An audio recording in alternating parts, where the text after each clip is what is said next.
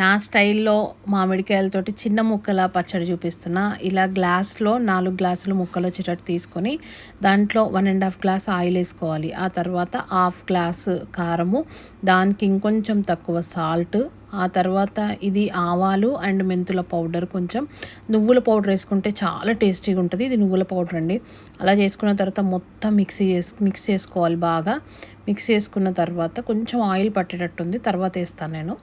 Then next చిన్నులపాయలు వేసుకోవాలి. ఎంతైనా వేసుకోవచ్చు, నేను చాలా వేస్తాను చిన్నులపాయలు.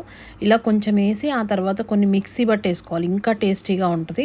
అలా వేసుకున్న తర్వాత దాన్ని మొత్తం మిక్సీ చేసుకొని మనం ఒక 20 days ఈజీగా వచ్చేస్తుంది. ఇది